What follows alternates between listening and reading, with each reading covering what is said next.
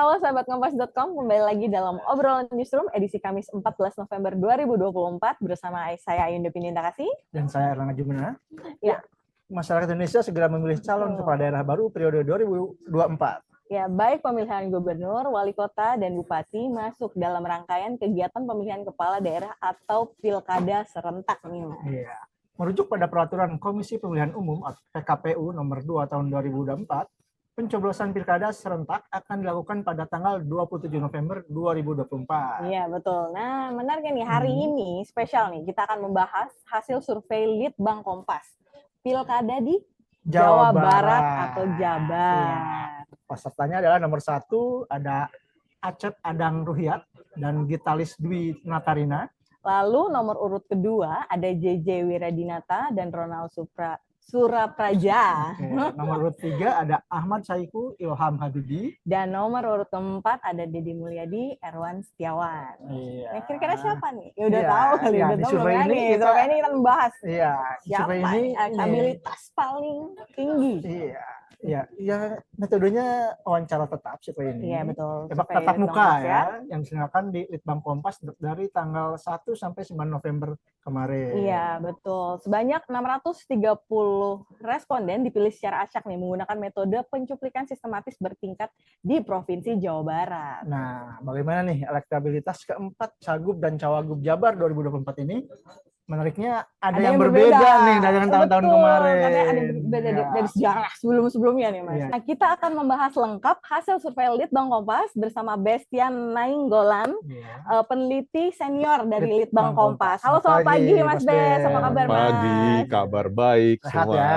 ya. Litbang Kompas memang selalu punya intensi ya untuk terus-menerus memantau situasi yang berkaitan dengan pemilu ya. Nah, dalam hal ini tentu ketika kita beranjak memantau Pilkada 2024, ada berbagai provinsi di Pulau Jawa ini yang kami cermati. Nah, Jawa Barat inilah menjadi salah satu concern kami. Karena dalam beberapa pilkada sebelumnya pun juga kami punya perhatian khusus juga dengan Jawa Barat ini. Nah, jadi Litbang Kompas singkat kata selalu melihat dinamika politik di setiap daerah Indonesia ini, dan kali ini Jawa Barat menjadi pusat pemantauan kami. Apalagi Jawa Barat salah satu ini ya pemilih terbesar ya untuk itu ya. Benar enggak? Kalau berdasarkan perhitungan sekitar 36 juta, 35,7 juta pemilih ada di Jawa Barat. Ini pemilih terbesar di Indonesia. Ya. Emang wajar juga mendapatkan Seksi perhatian ya, dari Pilgub Jabar. Ya, benar. Ya, menarik ini. Menarik ya. Ya. Baik. Nah, kita akan lihat nih sejarah pilkada di Jabar dari tahun 2008, 2013, dan 2018. Kayak tidak kompetitif gitu, bener nggak sih, Mas? Iya, jadi berbagai kajian kami juga melihat dan menangkap bahwa ini kok pilkada 2024 ini yang nanti kita jabarkan ya hasilnya, kok quote-unquote kurang kompetitif nih, gitu kan. Nah, tapi sebenarnya kalau kita lihat dari sejarah pilkada yang dilakukan di Jawa Barat, baik itu di 2008 ketika pilkada langsung dimulai, kemudian 2013 dan 2018, ini justru berbeda loh dibandingkan dengan masa lampau. Ya, jadi kali ini menurut saya ada sebuah perubahan yang berbeda. Ya, bahkan beberapa menyebutnya semacam quote-unquote anomali di Jawa Barat ini. Ya, kenapa demikian? Coba deh kita cek ini. Boleh, nanti sahabat Kompas.com bisa melihat di layar. Kita mungkin akan mulai dari tahun 2008 ya. 2008 ya. 2008.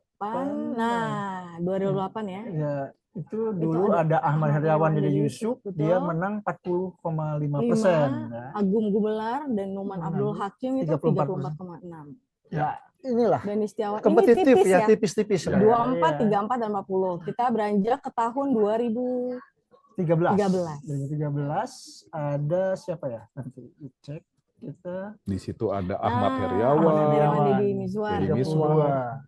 Dan Rike dia termasuk tipis juga ya, 4% juga. 32, 28, 25, 12. Ya, 2008 pertama kali pilkada langsung itu sudah kompetitif. Sudah kompetitif ya.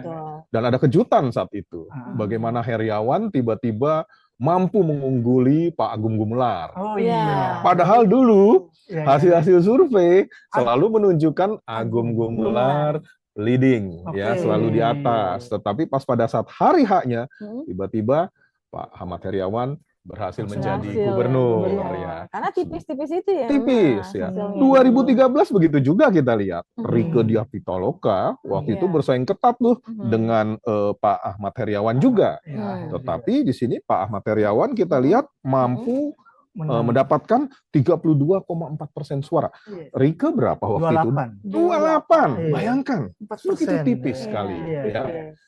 Kemarin pun juga begitu, 2018. Ya. 2018 mungkin bisa Ya. ditampilkan datanya. Nah, Ya, ya. Ridwan Kamil ya kemarin. Ridwan 4% Kamil juga ya. Iya. ternyata di 2018 hanya Beda. 32,8%. Iya, iya. Berselisih 4% dengan Iya. Pak Sudrajat dan Ahmad Saiku. Ahmad Saiku. Ya, yang yang sekarang ditopang mencalonkan. ya. mencalonkan kembali Iya, ya sebagai calon gubernur, Calon gubernur. sebelumnya wakil gubernur, Iya, ya, iya. karena pasangannya waktu itu kan bersama Pak Sudrajat, Gerindra dan PKS, ya. Sekarang mengusung sendiri. ya. Sekarang mengusung PKS. sendiri sebagai calon yang katakanlah ya sebagai presiden PKS, Iya. dan beliau maju sebagai calon gubernur. Iya. Dan dulu lihat hasilnya 28,7 loh. 32,8 dengan 28,7, tipis kan? Iya, Tipis. Nah, jadi singkat kata, Sekarang gimana nih? nah, kalau dibandingkan dengan Nah, kita sekarang, lihat datanya nih, Ya. elektabilitas menurut Survei Litbang Kompas. tanggal 1 November sampai 9 November kemarin ya.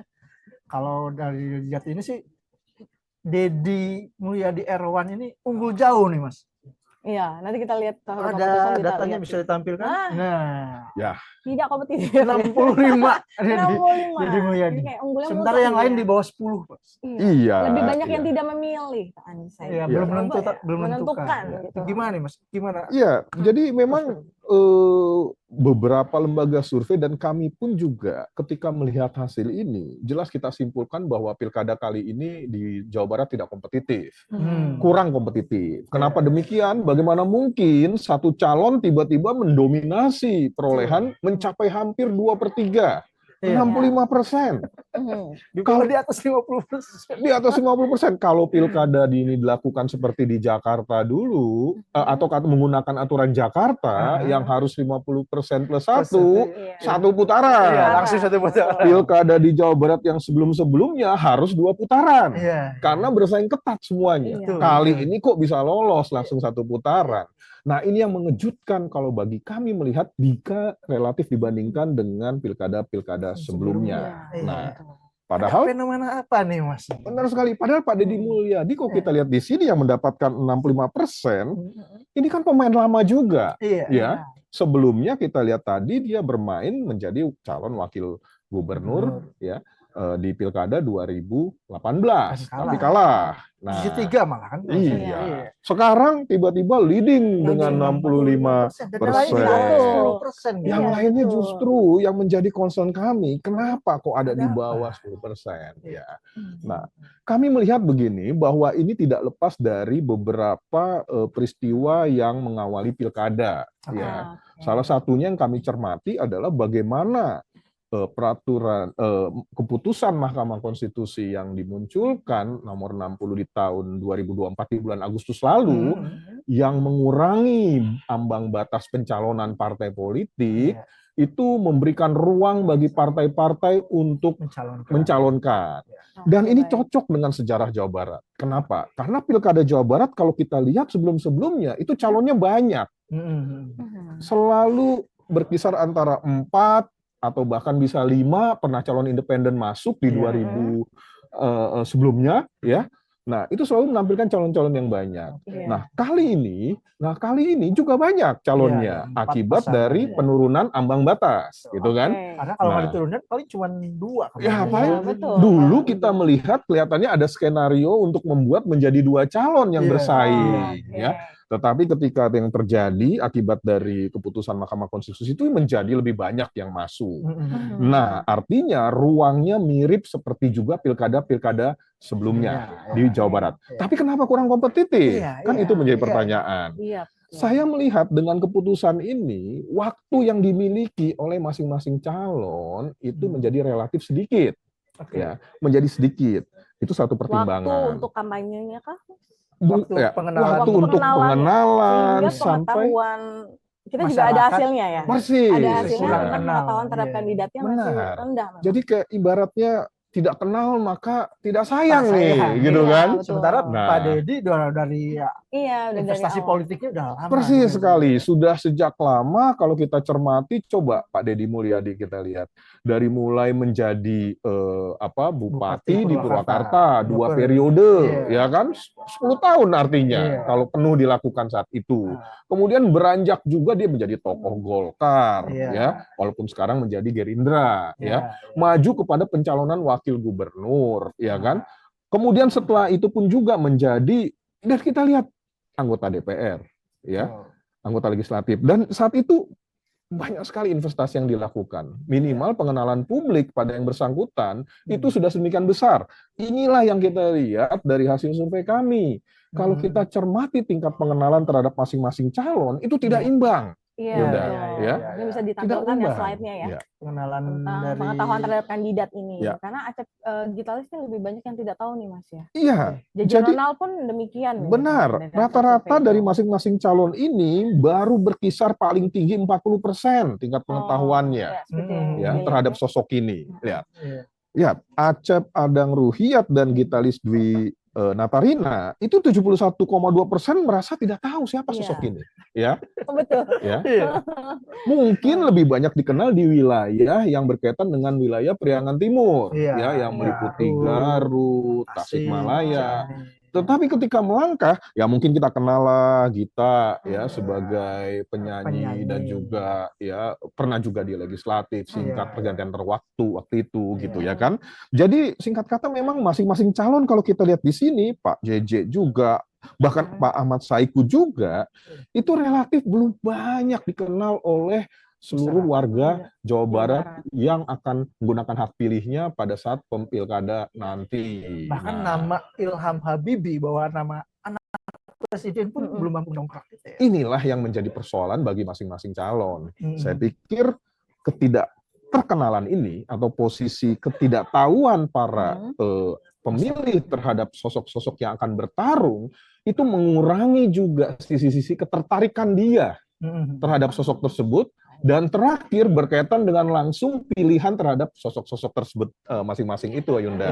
Ya. Betul. Jadi logis kan bahwa ketidakterkenalan atau ketidaktahuan kemudian beranjak pada preferensi, ya, kemudian selanjutnya pada pilihan, ya, makin turun, ya. Jadi tidak imbang kalau lihat dari variabel ini, ya, tidak imbang. Deddy Mulyadi sudah sedemikian lama sehingga kita ketahui di sini hanya 12,9% yang tidak tahu dengan orang tersebut. Bayangkan, ya, paling sedikit. Ya, sementara lainnya masih hanya 40% yang tidak tahu. Ya, terlalu jauh. Yang tahu maksudnya. Ya, ini masih terlalu jauh. Tapi sebenarnya ada nggak sih, Mas, strategi nih mungkin yang bisa dilakukan nih jika mungkin kita nggak tahu apa yang terjadi nanti 5 tahun ke depan gitu. Jika seperti ini gitu, waktunya terlalu singkat, ada nggak strategi yang sebenarnya bisa dilakukan oleh calon-calon yang lain?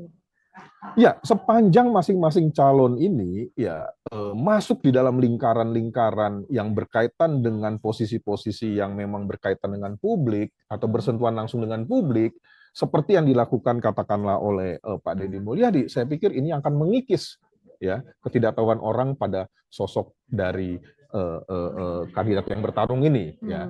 Nah, apa yang dilakukan? Oh, sekarang ini zamannya sudah lebih leluasa, lebih bebas dibandingkan dengan periode-periode lain. Misalnya kita lihat kepemilikan alat komunikasi, ya, tidak perlu juga harus menampilkan baliho ataupun gitu ya, juga dalam media-media mainstream, ataupun sekarang sudah langsung berkaitan dengan masing-masing individu. Nah, seberapa banyak dia investasi di situ, baik secara pribadi maupun dalam konteks kepartaian yang menaungi dia, nah itu akan mengikis ketidaktahuan orang terhadap sosok yang bersangkutan. Nah, pertanyaannya, kita tinggal 2 minggu lagi loh. Bisa ngejar nggak? Bisa ngejar nggak ini 2 minggu ini? 65%, sementara yang lain masih di bawah 10%.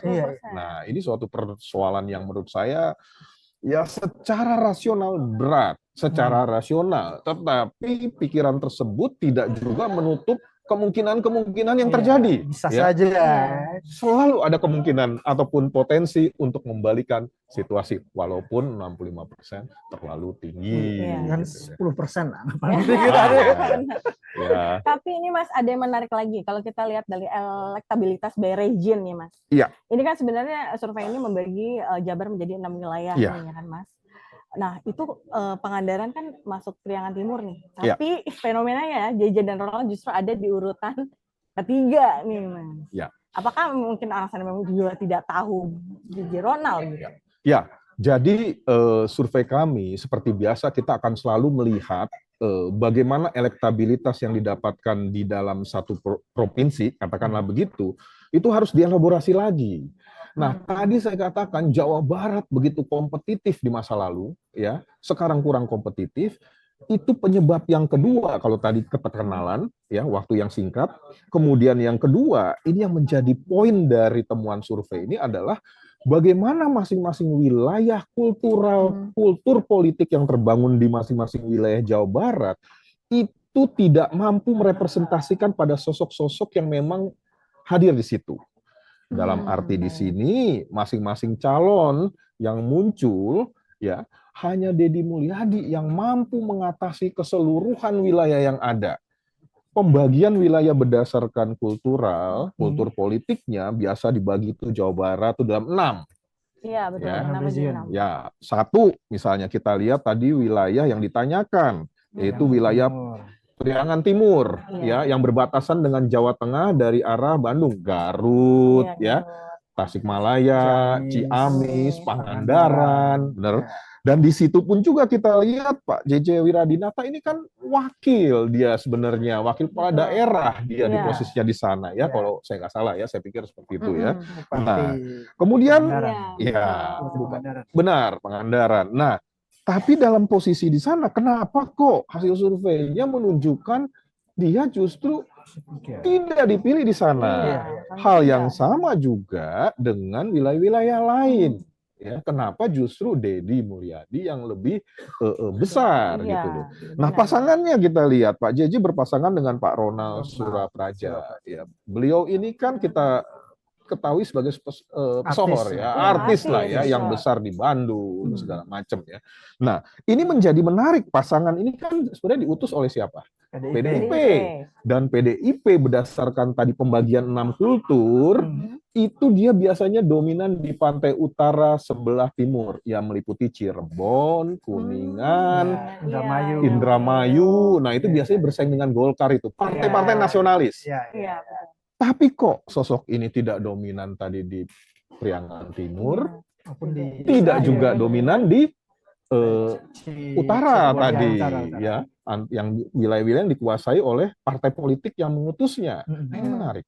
Saya melihat bahwa ternyata walaupun kultur politik yang ada di Jawa Barat telah memilah-milah masing-masing pilihan, kemenangan partai di situ berdasarkan juga sosok politik yang menjadi representasi dari masyarakat di sana, orang ini tidak mampu memenuhi kebutuhan itu, pasangan itu. Pasangan ini. Ya. Bagaimana wilayah politik PDIP, loh kenapa tidak dimenangkan oleh Pak JJ dan Ronald? Pilkada sebelumnya, Rike selalu menang di sana.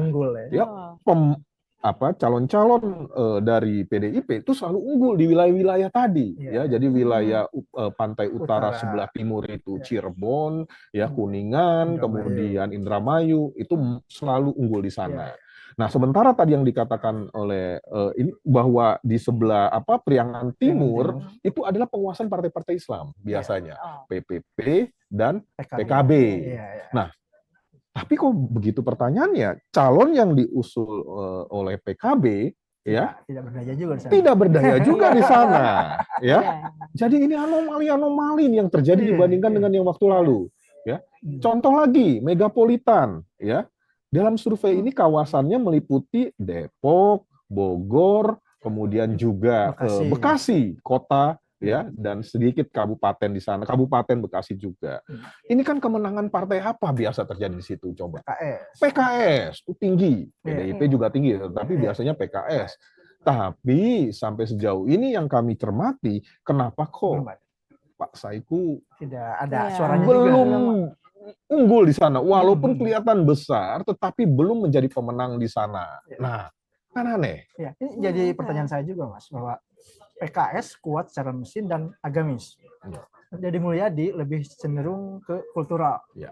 Nah, saya sempat ya sebelum-sebelumnya mengkhawatirkan bakal ada perang agamis versus kultural. Ternyata membaca ini kok kayaknya nggak ada itu agamis kultural. Kalau berdasarkan pilihan dari para pemilih di Jawa Barat kali ini, memang tidak signifikan hal-hal yang berkaitan dengan masalah identitas sosial. Oke. Ya. Kenapa begitu? Ya iya, karena 65 ini mau diapain pun juga. Kalau di cross-cross berdasarkan wilayah, berdasarkan identitas sosial, itu selalu tetap unggul. Nah, tapi menjadi menarik. Biasanya memang Jawa Barat bersaing ketat antara satu sama lainnya calon yang maju dalam pilkada. Itu memang nggak lepas di situ ada faktor-faktor yang berkaitan dengan identitas juga. Ya.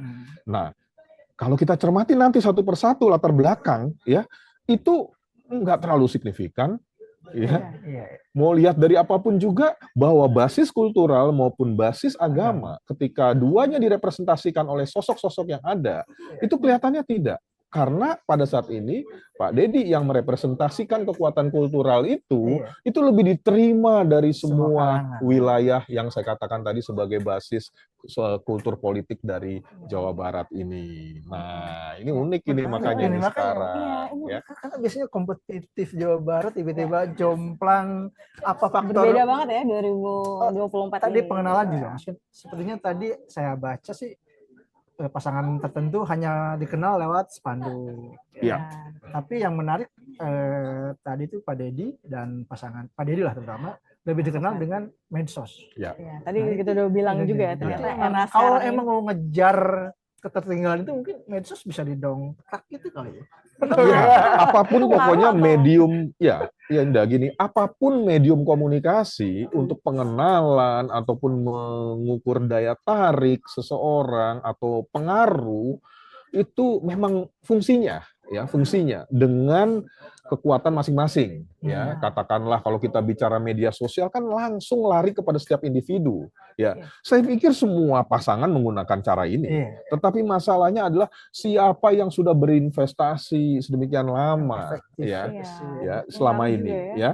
Bahwa menurut saya di sini keunggulan dari pasangan yang meraih dominan tadi ya, dengan dan juga tadi juga terlihat bahwa penggunaan media sosial menjadi suatu alat yang paling besar diketahui oleh publik terhadap yang bersangkutan. Saya baca nih Acep Adang spanduk baliho 39%, JJ Ronald media massa 33%. Kemudian Ahmad Saiku Ilham spanduk 39%. Sementara Deddy Mulyadi Erwan 58% dari media sosial. Masyarakat mengenalnya. Berarti emang sebegitu signifikannya ya peran media sosial sekarang. Nah, hanya itu kan sebagai suatu means of communication-nya ya, suatu caranya, ini alat lah ya, alat ya. Tetapi lepas dari alat itu, kalau saya pikir kekuatan personal brandingnya seperti apa di mata masing-masing orang. Ya, lah saya sekarang bagaimana tahu baru 30% yang tahu saya, ya kan? Bagaimana sahabat kompas.com bisa mengenal saya kalau saya katakanlah baru tampil sekali saja di sini, misalnya seperti itu, ya kan? Nah, waktunya singkat pula, ya kan? Nah, itulah yang menyebabkan sebenarnya di dalam pilkada gini tingkat pengenalan itu berbanding lurus juga dengan means of communication yang digunakan, ya, dan pesan-pesan yang disampaikan tentu saja. Dan kalau kita ceklah pesan-pesan yang dilakukan yang sengaja dikeluarkan secara sistematis oleh pasangan Deddy Mulyadi ini, ya kan sudah demikian lama dia melakukan hal tersebut dari waktu ke waktu, dan tidak heran 85% orang mengenal dia dan 85% orang suka pada sosok yang bersangkutan. Itu menjadi persoalan yang tidak dimiliki itu menjadi suatu capital yang tidak dimiliki oleh pasangan-pasangan yang lainnya. Nah, itu yang menjadi satu-satu temuan, dan saya pikir benar kurang kompetitif, tetapi di balik ketidakkompetitifan ini ada luar biasa sebenarnya hal-hal yang bisa diungkapkan yang berkaitan dengan masing-masing calon yang Iya, terkait iya. dengan masalah kultural, penggunaan pesan-pesan yang dilakukan lewat means of communication-nya dan segala macam Ya, itu. tapi ada juga di cross elektabilitas by parpol nih, Mas Bes. Ini yang menarik Nah, iya. karena kayak terpecah nih suaranya. PKB juga memilih Dedi nih, Iya. ya kan? PDIP juga ada nih yang Iya. mendukung, bahkan PKS juga suaranya terpecah nih, Mas. Iya. Nah, Gitu. Nah, untuk PKS sendiri tuh memang Kenapa? seperti apa nih Apa emang fenomenanya? nyangkut dikit ke Pilkada Jabar? Jangan sorry, DKI. ya. Iya. Apa karena ada semacam tukar guling gitu? Bisa dia PKS merelakan deh Jawa Barat gitu. Sehingga Kalau mesinnya tidak berjalan. Kan Iya. mesin PKS Loh, kalau itu yang menjadi dasar alasan, saya Hmm. pikir para petinggi maupun pemilih PKS was-was loh. Kenapa begitu? Karena di Jawa Barat maupun di Jakarta situasinya hampir mirip. Bagaimana di dalam hal ini kita melihat para pemilih PKS belum katakanlah loyal pada calon yang diusung oleh partainya. Iya. Iya. Ya, ini kan terlihat coba PKS berapa banyak dari grafik ini kita cermati di sini, ya. Bagaimana dari bacanya adalah dari 100% pemilih PKS di sini, ya 100% pemilih PKS di sini, 50,8% itu memilih Deddy Mulyadi. Iya, itu dia betul. 29,2% itu memilih Ahmad Saiku. presiden PKS sendiri, Iya. ya kan? Loh, kok Kok begini? bisa? Gitu loh. Tapi begini ya, ini bagi saya, ini ada sesuatu yang saya juga harus kritis ya melihatnya ya di waktu ke depan. Kenapa begitu? Di dalam sejarahnya PKS tidak pernah PKS tidak pernah terlihat seperti ini. Betul. Ya. Dan ini adalah partai yang paling loyal, Iya. paling loyal yang selama ini dari survei-survei sebelumnya juga, terutama survei-survei pasca pemilihan, itu terlihat sekali pemilih PKS cenderung memilih calon-calon yang dipilih, yang diusung oleh partainya. Betul. Di Jakarta kemarin fenomenanya juga berbeda, mirip dengan yang sekarang ini. Artinya masih separuh yang pergi kepada Pak Pram, separuh kepada calon RK dan Suswono yang kader PKS sendiri. Nah, kali ini bahkan 50% lari kepada Dedi dan 29,2% lari kepada PKS. Saya kalau mencermati hal ini, saya berpikir di sini adalah ada sesuatu yang sebenarnya kita tidak ketahui nanti. Jangan-jangan itu merupakan suatu kejutan. Bisa jadi kejutan nanti pas asli kita udah pilkada beda nih semuanya. Bisa jadi berbeda. Kenapa begitu? Sejarah pemilu yang kita lihat di Jawa Barat tadi menunjukkan minimal 20% suara yang diberikan oleh PKS kepada calon yang diusung oleh PKS. Coba lihat, pas pada saat Ahmad Heriawan dan Dede Yusuf di tahun 2008, 40% pemenang. Yang kedua, di tahun 2013, ketika Ahmad Heriawan dan Deddy Miswar dicalonkan oleh PKS juga, 32,4%. Lihat. Kemudian yang ketiga, pas pada saat di 2018, baru kemarin nih, Pak Sudrajat Ahmad Saiku kan 28,7%, itu terendah, 28,7%. Di atas 20 lah. Di atas 20. Sekarang kalau kita lihat di sini rendah, saya merasa belum tentu ini. Tentu ya. Ada kejutan, bisa jadi ya potensi ketika pas pada saat hari pemungutan suara dilakukan, justru para pemilih PKS kembali seperti semula bahwa mereka adalah pemilih-pemilih yang loyal. Ya. Nah, ini yang harus dicermati nih. Jadi itu faktor X-nya ya maksudnya. Karena secara statistiknya tadi sih meskipun tadi kan yang belum memilih 17%. Ya. Kemudian pasangan Ahmad Saiku itu sekitar 9% kan. 9 tambah 17, 26%. Anggap aja semuanya masuk ke itu kan. Ya. Secara statistik lah. Walaupun kalau kita lihat dari yang mereka belum menjawab ini atau yang belum menentukan pilihan, itu tidak berbeda dengan yang menjawab. Artinya tersebar merata pada masing-masing. Nah, hanya kalau saya lihat di sini adalah bukan yang dari situ kelihatannya. Tetapi ketika orang menyatakan pilihannya pada satu calon, katakanlah Deddy Mulyadi saat ini yang paling besar, itu kan belum tentu juga akan dia pilih itu calon itu. Nah, dugaan saya ada faktor-faktor yang berkaitan dengan loyalitas pemilih yang tadinya sebenarnya dia menyatakan terjadi atau katakanlah kurang loyal pada satu calon, dia akan pada saat hari hanya akan berbalik, dia akan memilih calon yang memang secara ideologis dia terikat di sana. Nah, dalam hal inilah saya mencermati dan mari kita sama-sama melihat nih, karena ini dua contoh yang menarik. Akan menarik ya, akan Ya, menarik. menarik Iya. dengan DKI sama Iya, ini. sama Ya. DKI. Dan yang minggu lalu saya katakan di DKI ini kuncinya adalah justru PKS. Iya. Kalau PKS terjadi konsolidasi, saya pikir ada terjadi perubahan-perubahan juga di dalam peta elektabilitas nanti. Iya. Nah, karena masih 50-50 di sana memilih. Nah, di sini kelihatan sekali tertuju pada Deddy Deddy Mulyadi. Mulyadi. Belum tentu juga pas pada saat hari hanya itu para pemilih PKS ada di Deddy sana. Mulyadi. Ya. Itu masih hipotetikal semuanya, ya. Tetapi pencermatan pas pada saat sampai tanggal 1 sampai dengan tanggal 9 memang berbicara seperti itu. Tapi ada kemungkinan nggak akan berbeda jauh nih elektabilitasnya nanti? Iya, kita juga mendiskusikan ini apakah mungkin terjadi suatu perubahan yang radikal, ya. Ketika kita bicara 65%, tiba-tiba berbalik menjadi unggul salah satu calon. Saya kalau melihat dalam sejarah Pilkada Jawa Barat, sekali lagi, ya, memang tidak pernah ada di atas 45% seorang calon yang gitu menang mutlak, ya. Makanya saya katakan ini kalau ukuran Jakarta ini udah satu putaran ini, kan gitu kan. Tetapi kalau dalam bahasa saya berat memang untuk mengubah 65%. Ini belum pernah saya lihat terjadi dalam sejarah Jawa Barat pun juga, ya. Kalaupun saya pakai ukuran pas pada saat survei di 2008 yang memenangkan waktu itu waktu itu yang berkaitan dengan Pak Agung Gumelar, ya, dimenangkan dalam survei semuanya.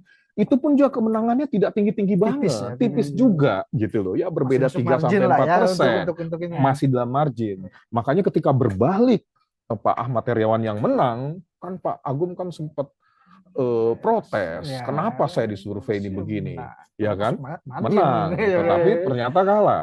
Nah, saya sih melihat dalam konteks sekarang, waktu itu 2008 masih tipis-tipis saja. Kalau sekarang udah terlalu jauh, ya. Dan bukan hanya itu aja, kita lihat merata di setiap wilayah. Ini yang membedakan antara pilkada saat ini dengan pilkada sebelumnya.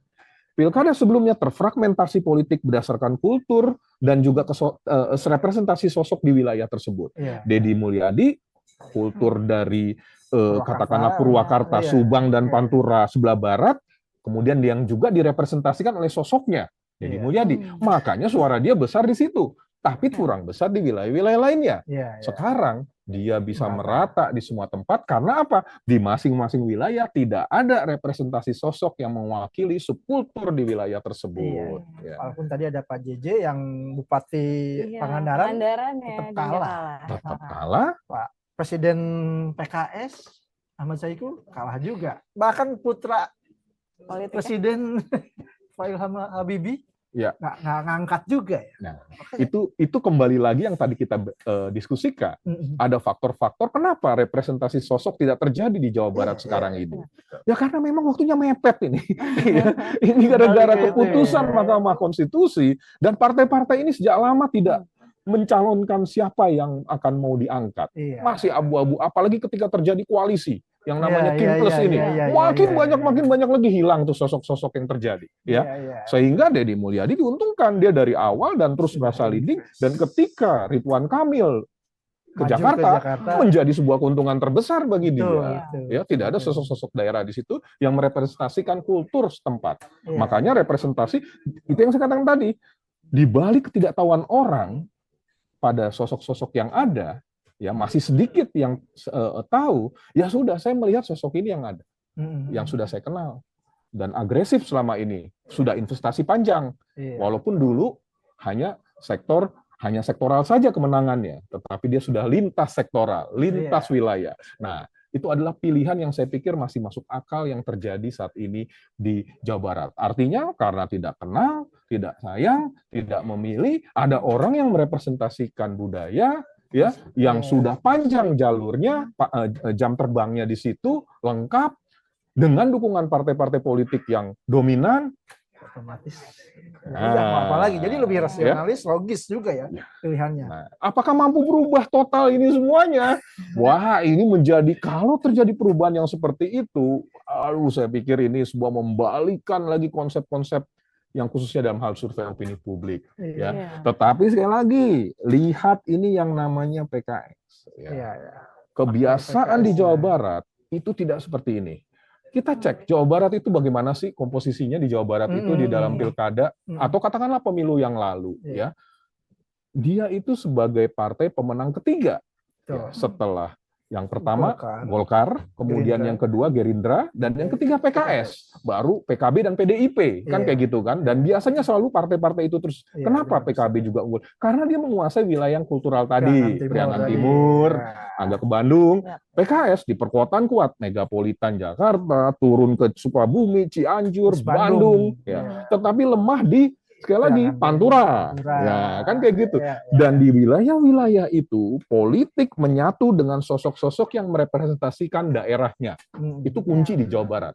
Sekarang tidak, karena itu dia mendapatkan gen di sini. Iya, memang benar sih. Ada kalau menurut elektabilitas baik generasi, gender. Terus kemudian pendidikan. Nah ini semua juga merata nih.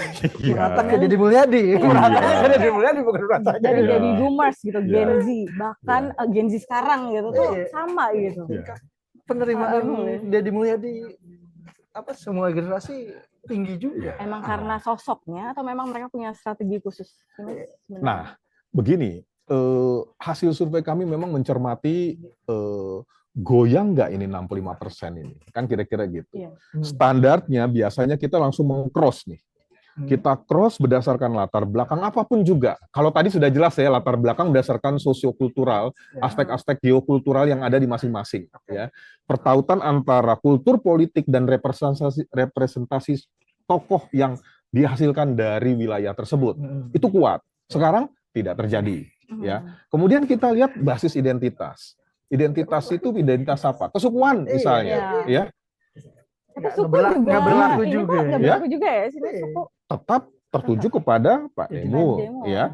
Kemudian yang kedua basis-basis identitas lainnya, pendidikan. Pendidikan juga terjadi begitu. Kemudian kita lihat lagi apa? Kecuali memang dalam hal pendidikan ada kecenderungan pemilih Pak Saiku ini itu menengah ke atasnya tinggi, ya. Tergantung, ya. Tapi tetap juga dalam proporsi tidak mampu mengalahkan Deddy Mulyadi, gitu kan.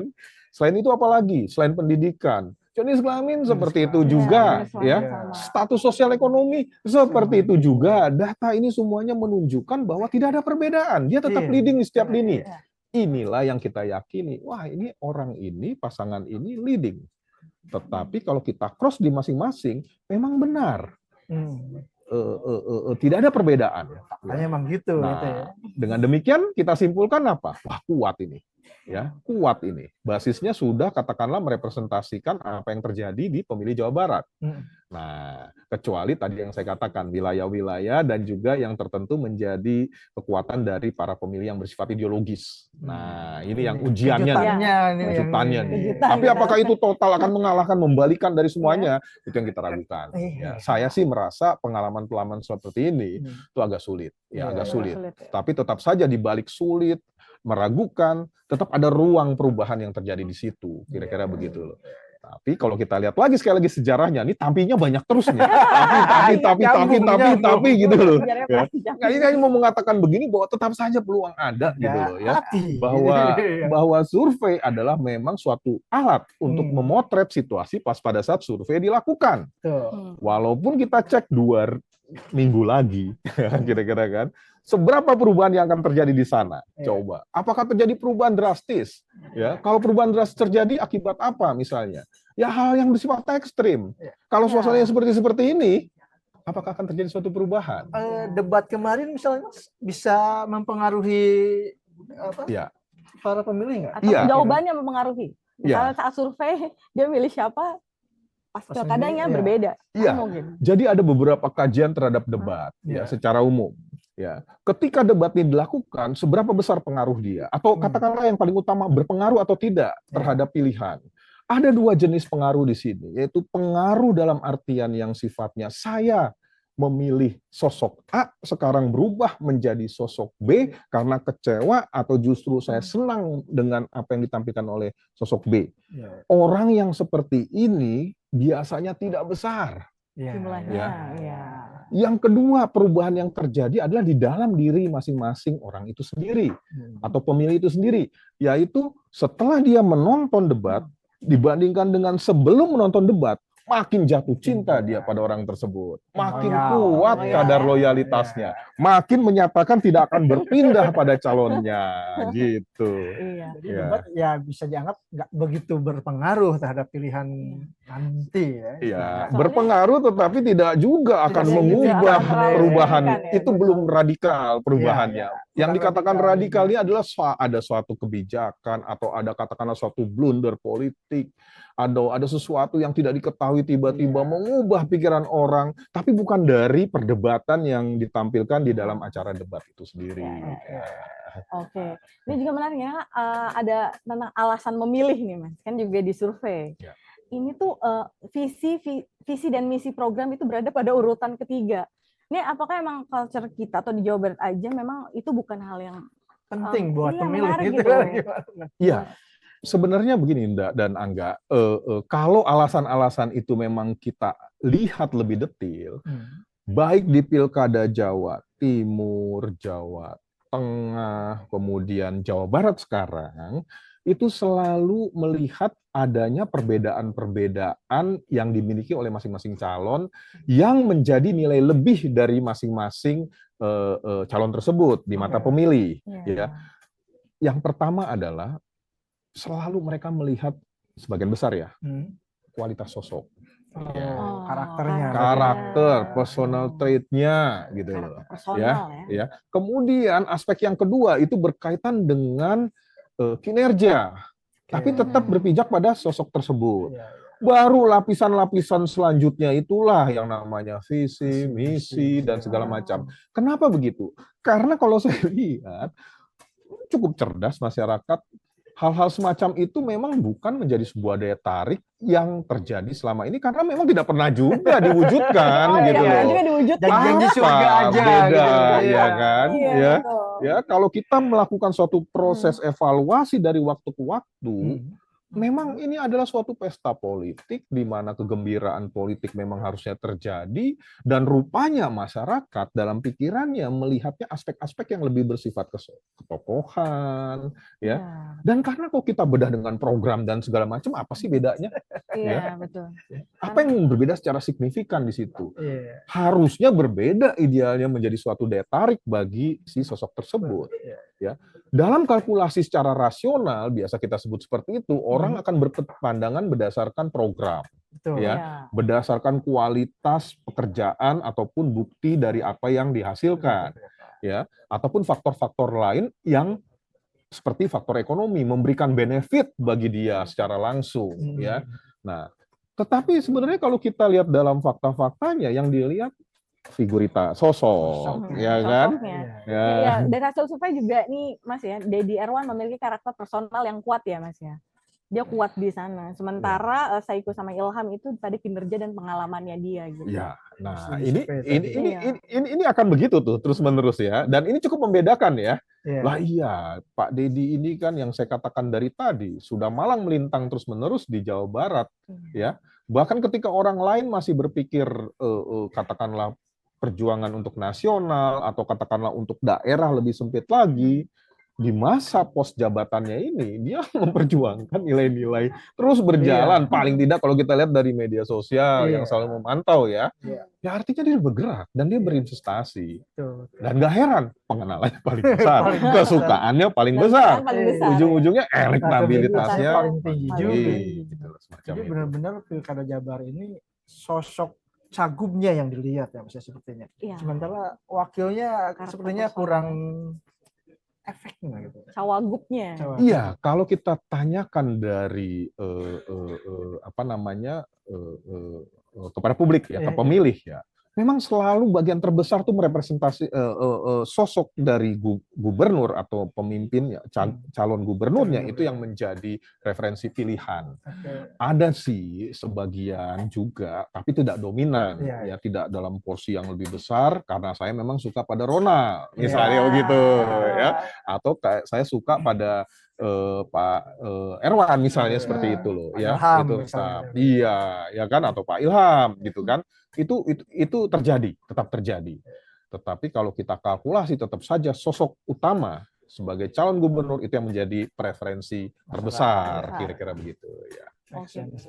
Kalau cagup dan cawagup misalnya dari emang public figure gitu, artis memang tidak terlalu ini ya Mas? Atau sebenarnya kalau dia justru menjadi calon gubernurnya justru akan bagus atau gimana? Loh, begini loh, Jawa Barat ini ada satu sisi keunikan dibandingkan dengan wilayah-wilayah lainnya loh. Sejarah gubernur di Jawa Barat, pilkada di Jawa Barat, itu justru sosok-sosok pesohor itu Iya, Deddy Mizwar, menjadi daya Ah, tarik menjadi loh. daya tarik Deddy ya. Iya. Deddy Yusuf, Deddy Iya. Yusuf, Deddy Miswar, ya kan?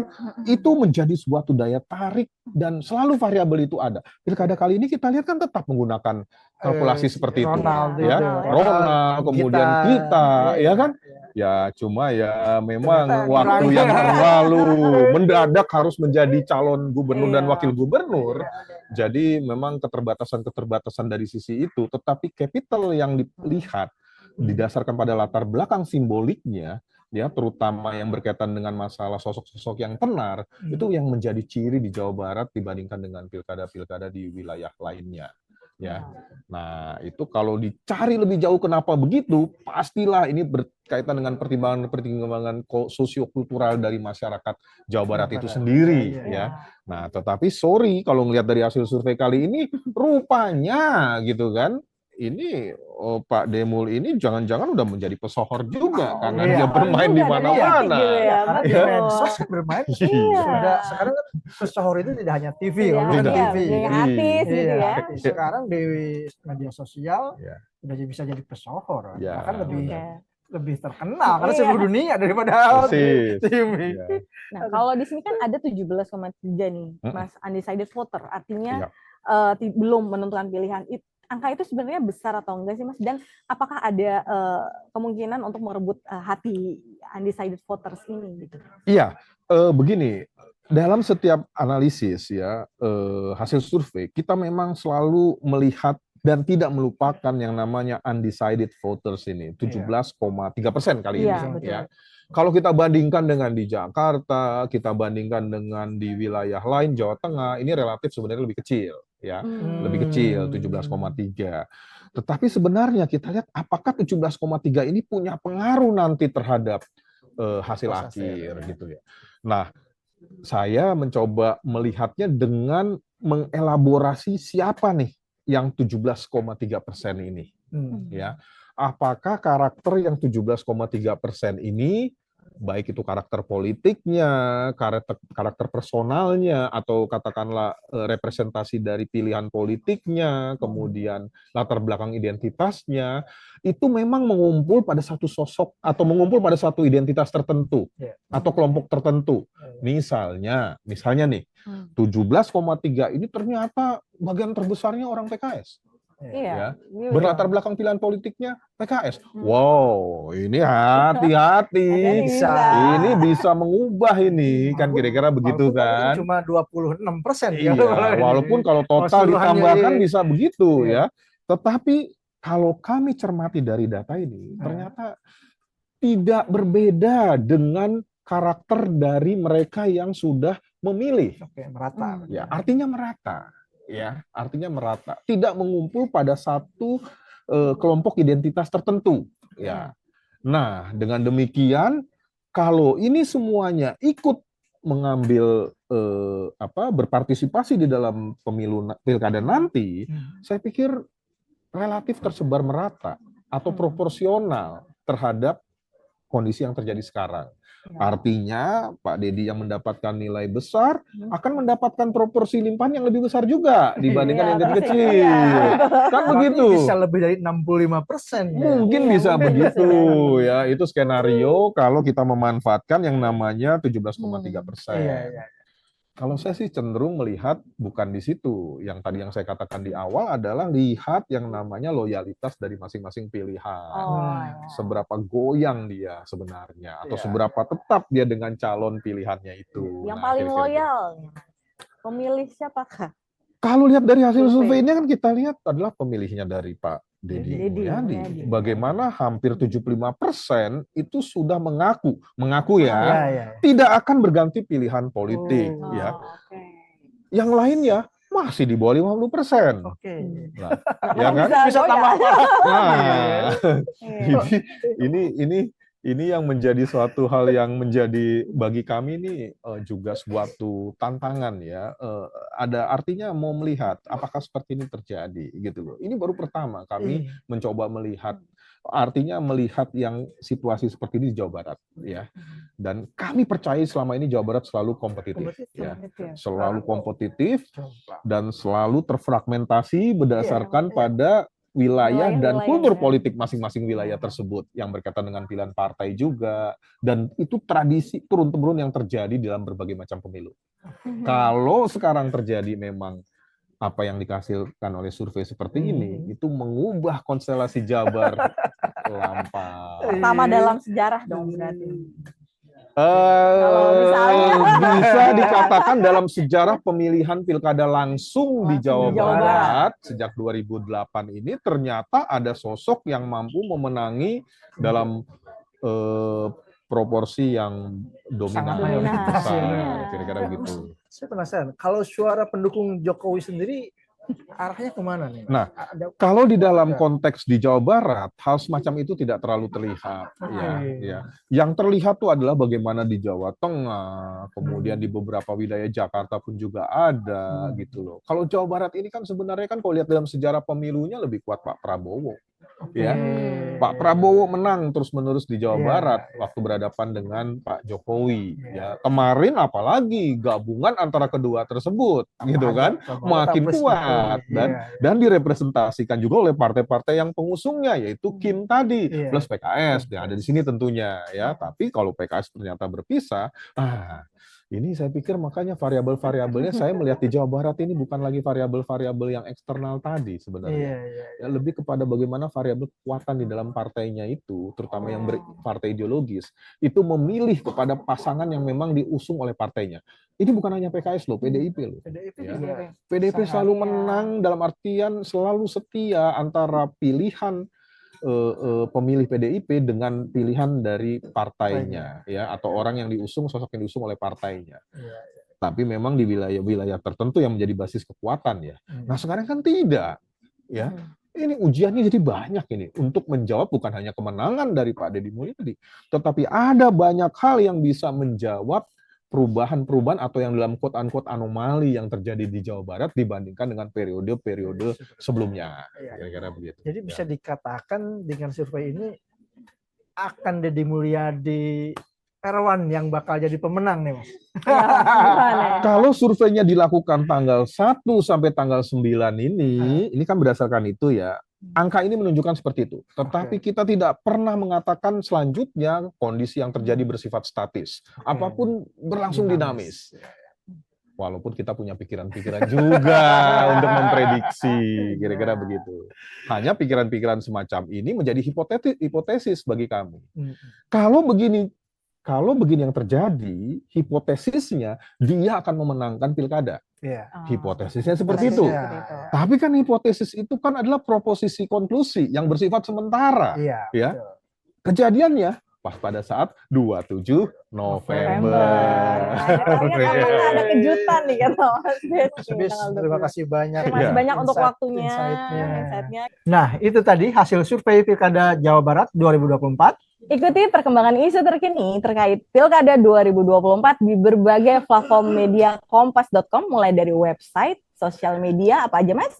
Ada X, Facebook, Twitter, TikTok, IG, dan YouTube tentunya. Ya, betul. Saksikan juga siaran langsung Pilkada 2024 di berbagai platform kompas.com. Nah, saya Ayun Devinita Kasih. Saya Langga Jumena. Kami pamit undur diri. Selamat pagi. Dan selamat beraktivitas.